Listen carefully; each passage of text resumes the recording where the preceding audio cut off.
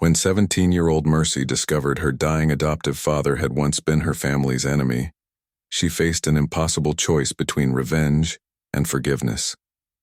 9 years earlier, her step-parents had left her buried alive in the Arizona desert, abandoning her to die alone until struggling rancher Samuel Cross found her broken body in that shallow grave. Now Mercy controlled the most successful ranch in 3 counties and held the power to destroy everyone who had wronged her. She would decide who lived, who lost everything, and who deserved the mercy that had once saved her own life. The dying man's breath rattled like wind through broken glass. Mercy stood beside the makeshift bed, her 17-year-old hands steady despite the tremor in her heart. Samuel Cross had raised her for 9 years. Now she watched him slip away like dust through her fingers. "You found me in a grave," she whispered. "Now I'm watching you dig your own." His eyes opened, still sharp despite the fever, still the same eyes that had pulled her from the earth when she was 8 years old and half dead. The memory came unbidden. Arizona desert, 1863. The night sky thick with stars and Samuel's desperate breathing as he clawed at the sandy soil with his bare hands. The shovel had broken. His ranch was failing. His wife was 3 months in the ground. Yet he kept digging. A small sound had stopped him, not quite crying. Something smaller, more broken.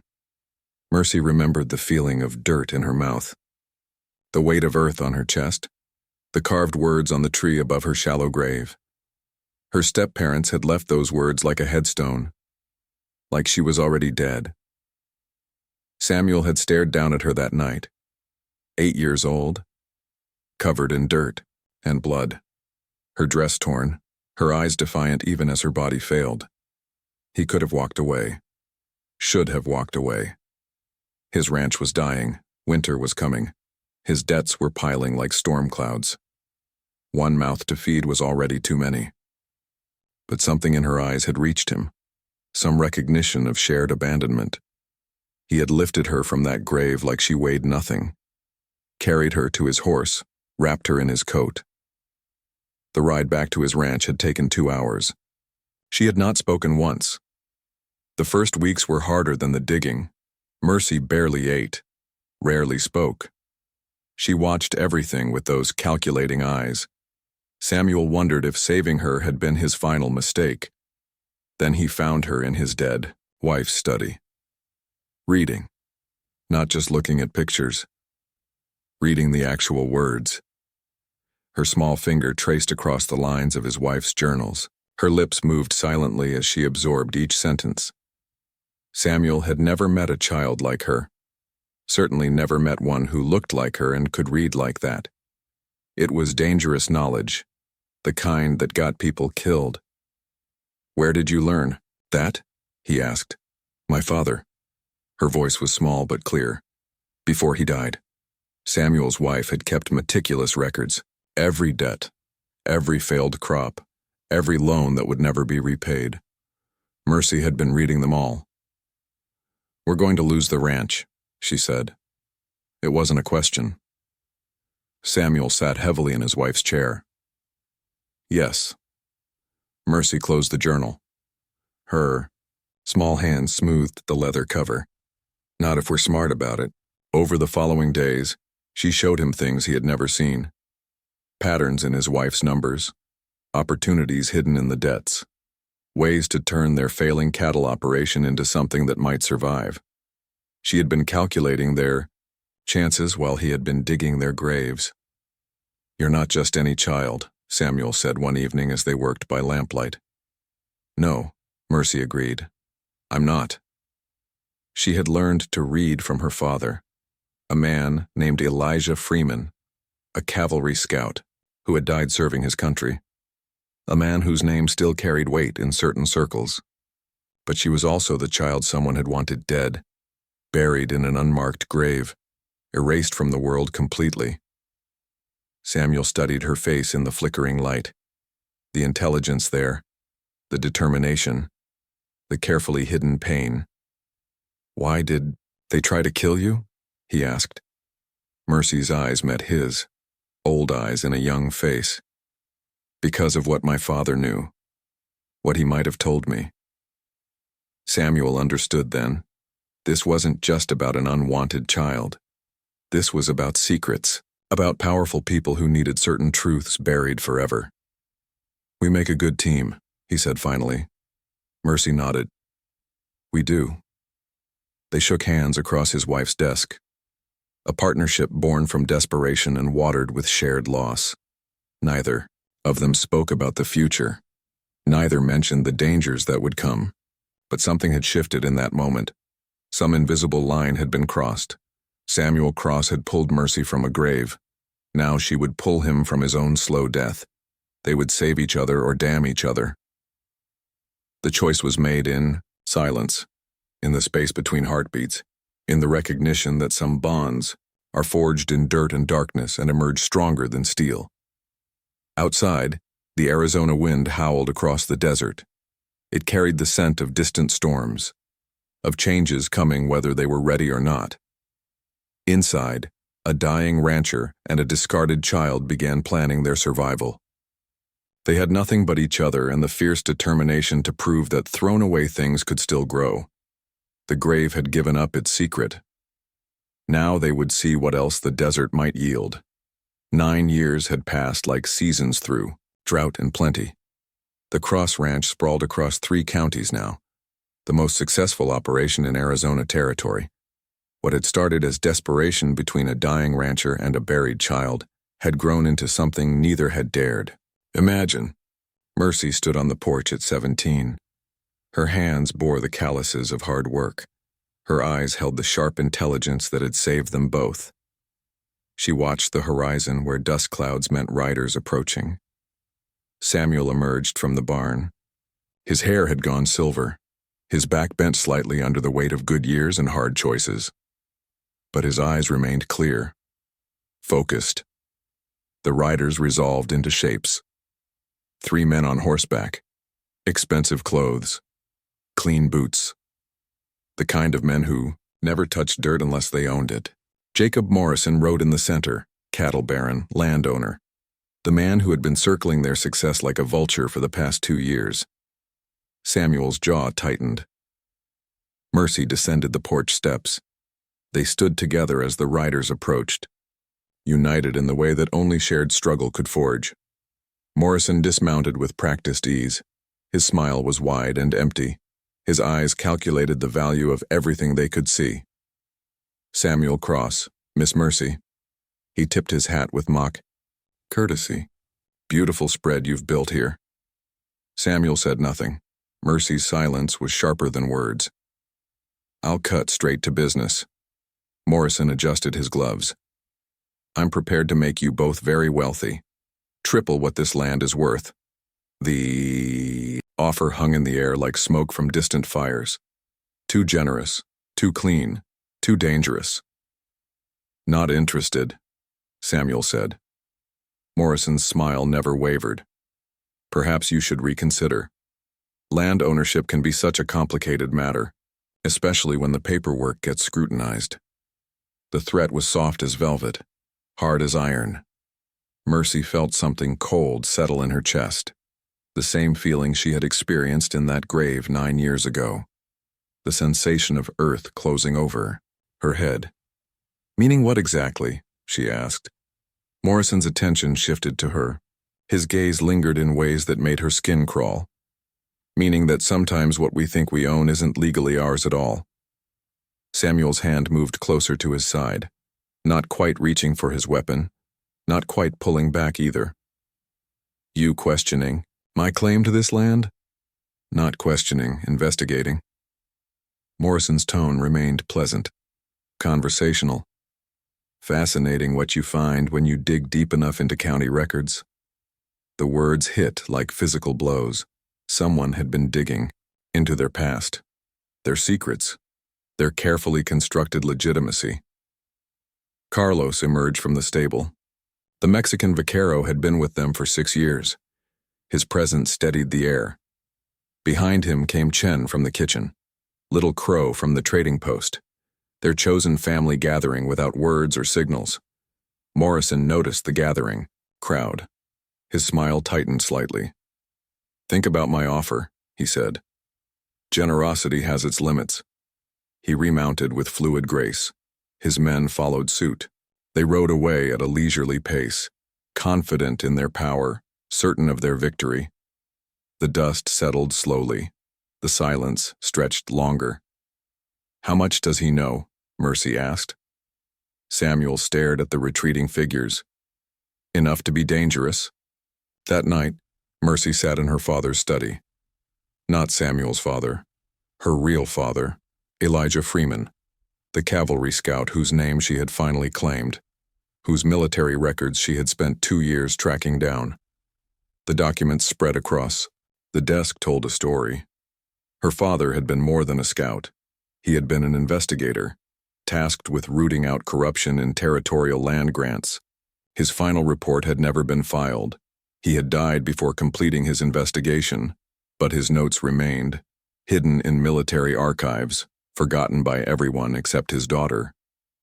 The pattern emerged like stars through clearing clouds: systematic, fraud, forged documents, murdered homesteaders. A conspiracy that reached from small ranches to territorial government. At the center of it all was Jacob Morrison. Her father had been close to exposing everything. Then he died. Convenient timing. Convenient accident. Mercy understood now why her step-parents had tried to bury her. Not because they didn't want a mixed-race child, because someone had paid them to silence the only witness to her father's discoveries. She had been 8 years old when they put her in that grave. Too young to understand what her father had been investigating, but old enough to remember his words, his warnings, his hidden papers. Samuel found her there at dawn, still reading, still piecing together 9 years of careful planning. "Morrison killed my father," she said without looking up. Samuel sat heavily in the chair opposite her. "You sure about that?" She handed him a letter. Her father's handwriting. His final report to his commanding officer, the one that had never been sent. Samuel read in silence. His face grew gray as winter sky. "Sweet Jesus," he whispered. "He's been stealing land for 15 years. Forging documents, bribing officials. When someone gets too close to the truth, they die." Samuel set the letter down with shaking hands. "What do we do?" Mercy gathered the papers into neat piles. 9 years of research, 9 years of careful documentation, 9 years of building a case while building a ranch. "We finish what my father started." Outside, the wind picked up. It carried the scent of distant storms, of changes coming whether they were ready or not. But this time, they would be ready. This time, the grave would give up all its secrets, and Jacob Morrison would learn that buried things sometimes grew teeth. The carriage arrived 3 days later like a black storm cloud against the desert sky. Expensive, well-maintained, the kind that belonged to people who had never known hunger or dirt under their fingernails. Mercy watched from the stable as the driver set the brake, her hand stilled on the bridle she had been mending. Something cold settled in her chest, the same feeling that had warned her about Morrison's visit. The carriage door opened. A woman stepped down with practiced grace. Silk dress, pearl earrings, hair arranged in perfect spirals despite the desert heat. Martha Cross had returned from the dead. Samuel emerged from the house. His face went white as bleached bone. His hands trembled as he gripped the porch railing. "Hello, Samuel," Martha said. Her voice carried the authority of someone who had never been denied anything important. Mercy moved closer, close enough to hear, close enough to see the way Samuel's shoulders sagged like a man preparing for his own execution. "You're supposed to be dead," Samuel whispered. Martha's laugh was bright and sharp as breaking glass. "Disappointed?" The truth hung between them, like smoke from a distant fire. Heavy, poisonous, impossible to ignore. "I've been in San Francisco," Martha continued, "building a new life, waiting for you to lose everything so I could return to claim what's rightfully mine." Samuel's eyes found Mercy across the yard. The look that passed between them carried 9 years of shared struggle. 9 years of believing they had built something permanent. The marriage was never legal, Martha said. Her words fell like stones, into still water. You never divorced your first wife. This ranch belongs to me, always has. Mercy felt the ground shift beneath her feet, not physically, something deeper. The careful foundation of her life cracking like drought-hardened earth. I want the girl gone, Martha said. Today. The silence stretched like a held breath. Carlos appeared at the stable door. Chen emerged from the kitchen. Little Crow materialized from the trading post, their chosen family gathering without words or signals. Samuel straightened slowly, his hand steadied on the railing. No? No? Martha's eyebrows rose in practiced surprise. You seem to forget your position here, Samuel. I own this land. I own this house. I own everything you've built with that creature. The word hit like a physical blow. Mercy's jaw tightened. Her hands clenched at her sides. Her name is Mercy, Samuel said quietly. Her name is irrelevant. Martha adjusted her gloves with deliberate care. She's leaving, or I expose every forged document, every falsified claim, every illegal thing you've done to keep this ranch. The threat hung in the air like the scent of approaching storms. Real, immediate, deadly. You know about the documents, Samuel said. It wasn't a question. Martha's smile was cold as winter moonlight. I know about everything, Samuel. I know. You were supposed to bury evidence that night 9 years ago. I know you found her instead. I know you've been living a lie ever since. Mercy's world tilted sideways, the stable wall pressed against her back. Her breath came in short, sharp gasps. Samuel hadn't found her by accident. He had been there, to destroy something, to bury secrets. Finding her had been chance. Saving her had changed everything. Who paid you? Mercy asked. Her voice carried across the yard like the crack of a whip. Martha's attention shifted. Her gaze lingered on Mercy with calculation and dismissal. Clever girl. Too clever for your own good. Who paid my step-parents to kill me? The same person who's been cleaning up loose ends for 15 years. Martha's smile never wavered. The same person who made sure your father's investigation died with him. Morrison. The name hung unspoken between them, heavy with implication. You've been working for him all along, Samuel said. The words came out broken. Defeated. I've been surviving, Martha corrected. Something you never understood. Sometimes survival requires difficult choices. She turned back to Mercy. Her expression softened into something that might have been pity. You should have stayed buried, child. Some secrets are too dangerous to dig up. The wind picked up. It carried dust devils across the yard. Scattered, the carefully ordered world they had built from desperation and hope. Pack your things, Martha said. The wagon leaves at sunset. She climbed back into her carriage with fluid grace. The driver snapped the reins. The wheels turned in the dust they had once thought was theirs. Samuel sank onto the porch steps, his face in his hands, his shoulders shaking with something that might have been sobs or laughter or both. Mercy approached slowly.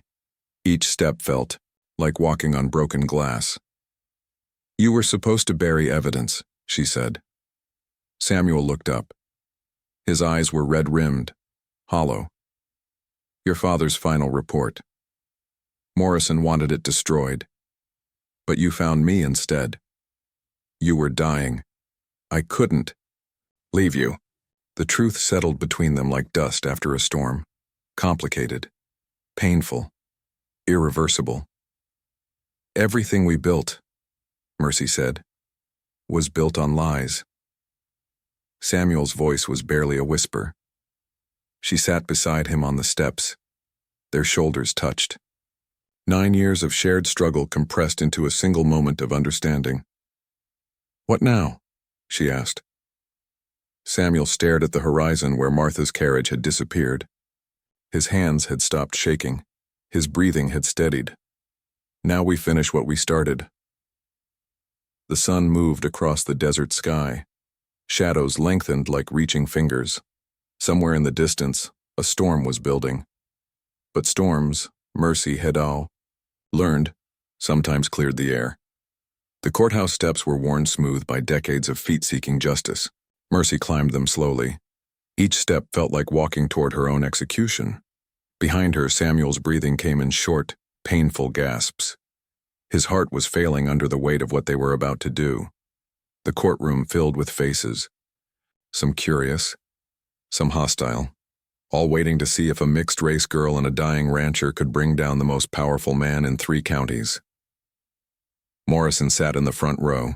His lawyers flanked him like guard dogs. His smile was confident. Practiced. He had bought judges before. This would be no different. Martha entered through the side door. Her silk dress rustled like autumn leaves. She avoided Samuel's eyes. Avoided everyone's eyes. Guilt had a way of making shadows where none existed before.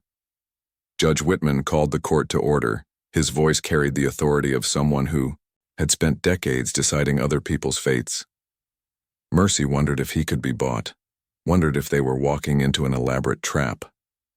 Samuel stood slowly. His legs shook with the effort. His testimony would destroy everything he had built, everything he had claimed to be. "I forged the documents," he said. His voice carried clearly through the silent courtroom. The land deeds, the marriage certificates, the homestead claims. The admission fell like stones into still water. Ripples spread through the crowd. Whispers rose and died like desert wind. "I was hired by Jacob Morrison to destroy evidence. Military reports, investigation files, documents that would have exposed his land fraud operation." Morrison's smile never wavered. His lawyers scribbled notes with practiced calm. They had prepared for this moment, had strategies for dealing with desperate accusations. "But I found something else that night," Samuel continued.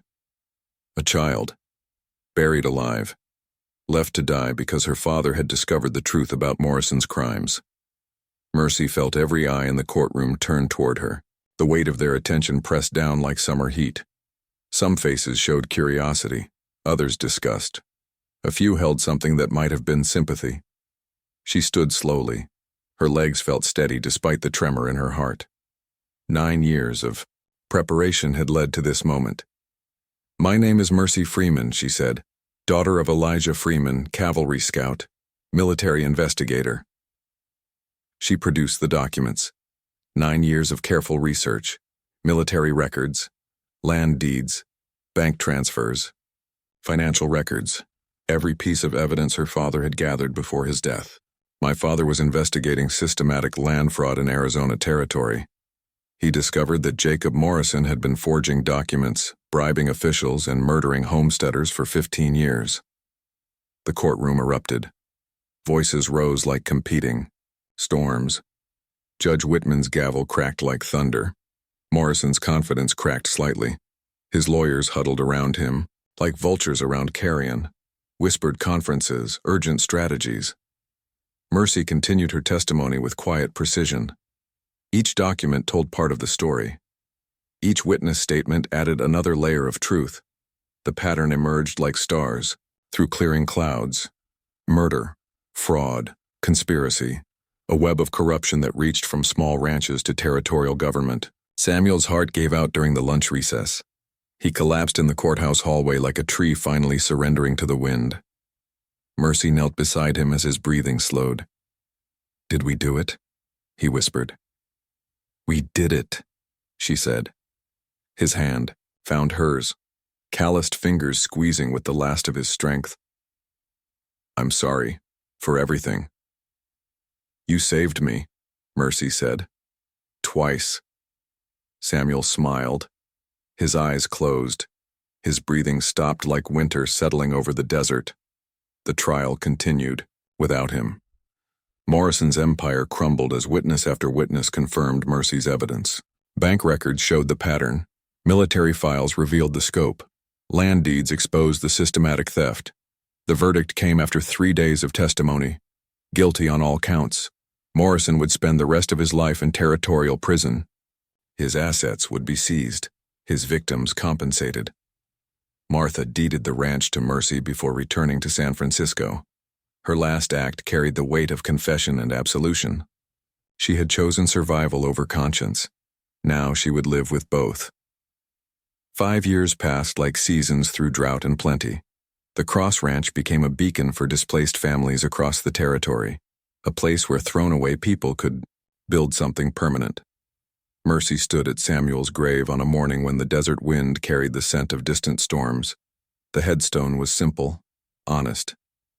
Samuel Cross. He chose redemption. Footsteps approached through the dust. Small, hesitant. The sound of someone carrying fear like a heavy burden. She turned to find a boy, perhaps 8 years old. His clothes were torn. His face streaked with tears and dirt. His eyes held the desperate calculation of someone who had learned too young that the world could be cruel.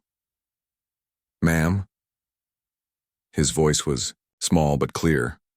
"I'm looking for work, or maybe just food." Mercy knelt to his level. Something in his posture reminded her of another child, another desperate moment, another choice between mercy and convenience. "What's your name, son?" "Jacob, ma'am, Jacob Morrison." The silence stretched like a held breath. The grandson of her enemy, orphaned when his parents died in a cholera outbreak, cast out by relatives who wanted nothing to do with Morrison's tainted name. The wind picked up. It carried dust devils across the yard, scattered the carefully ordered world like seeds seeking new ground to grow. Mercy studied the boy's face, his grandfather's eyes, his grandfather's stubborn chin, but something else too. Something that might have been hope despite everything. The cycle completed itself with terrible symmetry. The victim now held power over the bloodline that had tried to destroy her. She could turn him away, let him starve, let the sins of the grandfather damn the innocent child. Or she could choose mercy, the kind that had once saved her own life. "Well, Jacob Morrison," she said finally, "looks like you're coming home with me." She took his hand and walked toward the house. Behind them, Samuel's grave stood silent in the desert wind. Ahead lay the choice between breaking cycles and perpetuating them. The boy's hand was small in hers, trusting despite everything he had lost. Mercy remembered that feeling, the desperate hope that someone might choose compassion over convenience. She had been saved by an unlikely mercy. Now she would pass it forward. The wheel would turn, the desert would bloom, and thrown-away things would grow into something the world had never seen before. And that is all to the story for now. Please let me know where you are tuning in from. Perhaps we will create a story there. Consider liking this video and subscribing to our channel. And if you enjoy our content, click this video on your screen. I promise you it's worth watching. See you tomorrow.